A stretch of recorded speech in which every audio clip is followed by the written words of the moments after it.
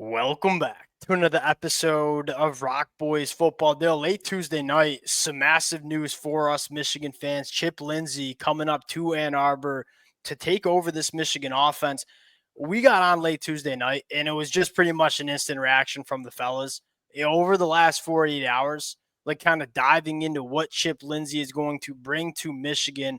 This is going to be a really exciting episode. And Dale, where it starts is it's going to be fundamentally different from not only what you saw from Kurt Campbell in 2024, which I think is a massive sigh of relief for a lot of Michigan fans. More importantly, Dill, it's going to be pretty stark difference from what you saw under Jim and Sherrone Moore as well.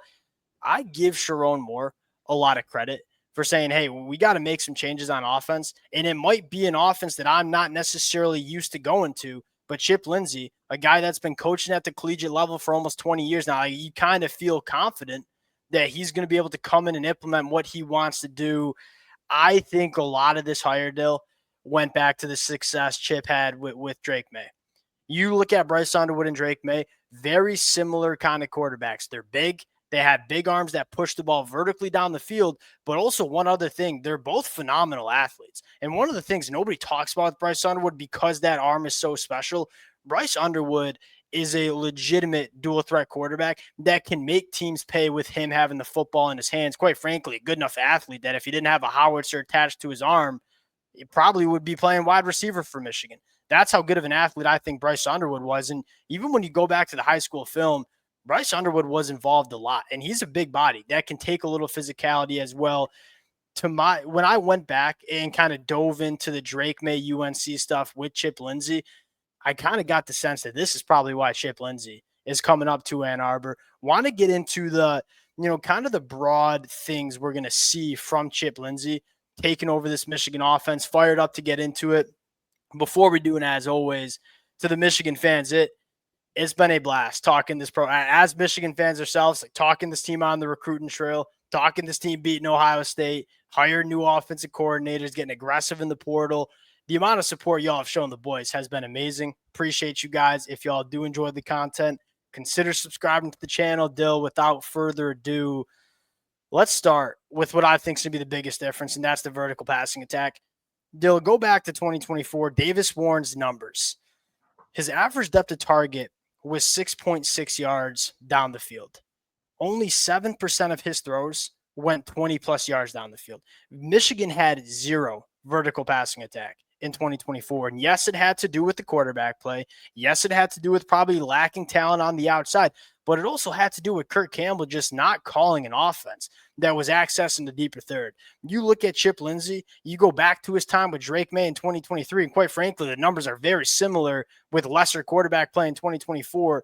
He wants to push the ball down the field. I mean, Drake May's average depth of target was 11 yards, almost double what Davis Warren's was. 20% of his dropbacks went 20-plus yards down the field. This is an offense that is going to access the deeper portion of the field. That's where I want to start. But, Dill, I'll let you take this in a way because what he brings in the run game, this is why Sherrone Moore brought him in too. This is not just a passing offense, a very effective run game going back to his time with Gus Malzahn. What do you see from his run game as well? And you said it. I mean, you see running backs in his offense have a lot of success. Kerryon Johnson at Auburn, Amarian Hampton at UNC. Like, they run the ball, and I think they fundamentally do it is to create the numbers they kind of want to get their shots on the boundary. And I look at why they get their quarterback involved in the run game.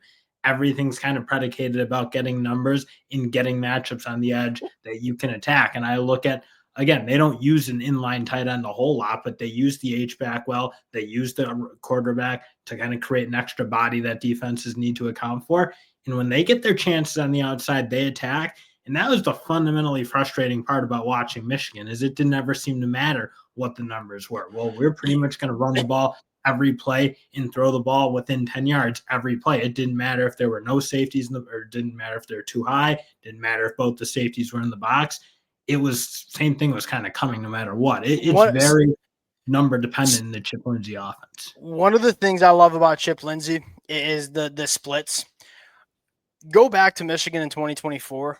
The wide receiver splits were kind of non-existent. Like, it was a very condensed offense. And the problem with having such a condensed offense is you kind of let the defense squeeze down on you.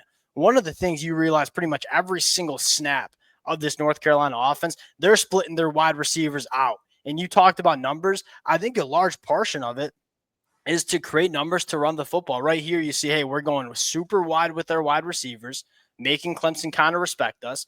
And then if, hey, they're going to leave their two safeties high and give us a favorable box count, like a hat on a hat, we can run the football. That's what we're going to do. And we're going to run it with a lot of success, right? Hat on a hat, you got to make one safety miss at the second level. You do that, and you're off to the races. And again, North Carolina had a ton of success with a guy like Amari and Hampton.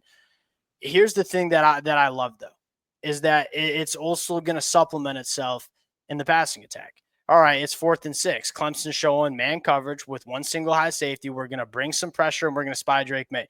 What does that mean? We got matchups on the outside. You want to leave your single safety high? All right, well, we're going to go to the boundary. And again, it's very numbers oriented. Where's our matchups? When you have a guy like Drake or Drake May or Bryce Underwood, you can kind of go after these. And again, you roll this one, and we're attacking vertically down the field. Again, the vertical passing attack is very dependent on the run game. Like, hey, you want to start walking your safeties into the box to try to stop what we're doing running the football and kind of load the box up on us. We're going to push it vertically down the field to those boundaries. Now, Dill, the big conversation here for me is you got to make sure you have the personnel to do it. You got your quarterback in Bryce Underwood. If you want to run those splits out wide, you got to have a quarterback that has the arm to get it out to the boundary. And quite frankly, Michigan in 2024 just didn't have that. A guy like Davis Warren, guy like Cade McNamara, just not the caliber of arm to really work in this offense. Bryce Underwood has that, but you also want to make sure you have those boundary wide receivers to win vertically as well. And that's kind of what I'm excited to see Michigan do in the transfer portal is, hey, it's going to be much more reliant on those boundary wide receivers than it was in this passing attack in 2024, even in 2023. Chip Lindsey and the staff. That's where you'd like to think they can sell that a little better than you ever could, because you said it, even under the Jim Harbaugh system and kind of the coordinators before Sherrone Moore, let's say, it was always kind of condensed offense. It never was very reliant on getting guys very heavily involved. Even when you had the talent like a Donovan Peoples-Jones, it never felt like he kind of exploded on the scene for Michigan. And again, that's partially, I don't know that he was all that he was cracked up to be, perhaps, in maybe the quarterback play wasn't good enough. But at the end of the day, wide receivers weren't really thriving in the Michigan offense.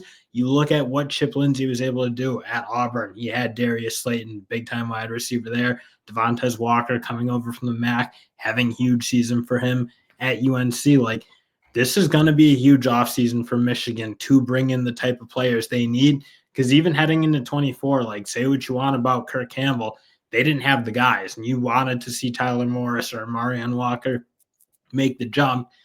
You look at that room, it wasn't talented enough. It wasn't good enough to run this type of offense. So it's going to be huge that they bring in a couple guys. You want to avoid the mistake that I think is happening in Madison, Wisconsin right now, where you look at Paul Chryst and what he did at Wisconsin, pretty much just exclusively recruited offensive linemen, tight ends, and running backs. Like that's how that Wisconsin offense was operated.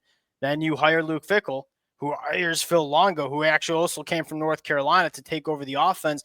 And you try to fundamentally change the offense. The problem was Wisconsin didn't do enough in the portal to give Phil Longo the personnel. There is no doubt in my mind that Phil Longo was a damn good offensive coordinator. Quite frankly, I wouldn't even been mad if Michigan hired Phil Longo. But the problem with Phil Longo and what happened at Wisconsin was, one, you didn't get the quarterback play you needed to run what Phil Longo wanted to do. But secondly, you just didn't have the pass catches on the outside. For Michigan to avoid that mistake is, hey, we got to make sure we get the personnel that can execute this Chip Lindsey offense. We got the hardest part of the puzzle, the quarterback. Now you want this Chip Lindsey offense to attract those difference makers. And Dill, I don't think it's a coincidence that you look at the kind of wide receivers that Michigan brought in the 2025 class, but also the kind of wide receivers that Michigan's going after in the portal from the early hearings we're seeing. A lot of 6'3 plus, a lot of 200-pound guys that can work vertically down the field on the boundary. That's kind of the next step for Michigan to have year one success with offensive coordinator Chip Lindsey. Yeah, no, and that's going to be crucial because, again, you kind of know what Chip Lindsey wants to do. There were some differences from his time at Auburn or Troy or UNC, but at the end of the day, it's pretty clear when he gets matchups he wants on the boundary, he wants to be able to hit them, and you need to be able to win those because you can say what you want about taking the shot, but you still got to make the play. I don't want to ignore some of the other things Chip Lindsey likes to do in the run game because, you know, the biggest difference we're going to see is, hey, we're going to get vertical with this passing attack. And that's kind of the point we wanted to emphasize for the first 10 minutes.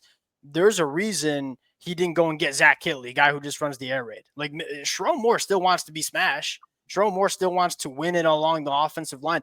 They're going to run it in a lot of different ways. One, the creativity in terms of how Chip Lindsey runs, I love it. I mean, you see getting the quarterback involved with some quarterback draws. Again, wide splits, that's what she's going to see. Force that defense to defend every blade of grass on the football field. We get the numbers we like in the box. We're going to call a little bit of quarterback draw. Drake May was a great athlete, super underrated athlete. Bryce Underwood is a phenomenal athlete as well. You get those numbers, you go attack it and get your quarterback involved in the run game. I'm very confident Bryce Underwood's going to be involved. And then Dill, how about this little read option, which is essentially kind of like a triple option here, right? We're going to run the read option. Drake May has the ability to keep it if he wants, which he does. He's also going to have the opportunity here to throw it out to the boundary. Like, there's going to be a lot of creative ways in terms of how this is essentially a run play that's going to go down for a completion for Drake May. But hey, we're going to test this defense in a lot of different ways running the football. And you make no mistake about it. Like that's a portion of why Sherrone Moore brought in Chip Lindsey. We don't want to forget the roots of Michigan and how we won a national title in 2023. It was dominating the line of scrimmage. Chip Lindsey's still going to lean on that run game because guess what? His mentor, Gus Malzahn, one of the best to ever do it running the football. And that's one thing I'm going to be really interested to see how he marries it and how, like, again, you go back to the Auburn film in 2017 and 2018, it was very run heavy. And even though Jared Stidham is not particularly great athlete, they still had him very involved in that rushing attack. But you look at the way Auburn used to like to run, it was a very like power centric gap scheme attack, which again, I think does fit Michigan's like bigger physical offensive linemen that they like to recruit, bring into this program. Well, so again, you marry that physicality, that type of attack with the ability to get the ball down the field, but also just attack the matchups maybe a little bit better than what Michigan was able to do. So I look like, again, UNC, he probably didn't have the offensive line he had at Auburn. Like Auburn under Gus Malzahn really recruited some good offensive linemen, put a lot of good guys into the NFL. I do wonder if you'll see him go back to at all some of those like more gap scheme centric concepts that he was able to run at Auburn just because nature of that. That's one of the things I love about Chip Lindsey is when you look at him historically running his offenses, he's just going to lean into what we do well. Like, all right, we got a quarterback like Drake May. We're going to be pushing the ball down the field a little bit more. Then you go to 2024 where they didn't have the same type of quarterback play with Jacoby Griswold. They leaned into his legs a little bit more. They leaned into the rushing attack because he had one of the best running backs in the country, Amari Hampton.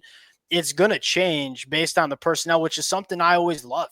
Like these OCs that they run the same system with every single team, every single year, but then they don't really adjust to the personnel they have. It can get a lot of offensive coordinators into trouble. You've seen Chip Lindsey from his time at UCF to Auburn to UNC to Michigan, ideally kind of continue to change what we do based on the personnel. It's going to be really exciting. We'll get more into it.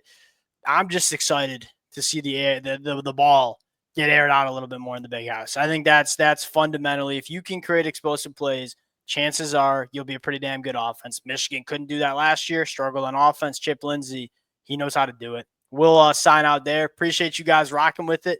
If y'all do enjoy the content, consider subscribing to the channel, and we'll talk to y'all later.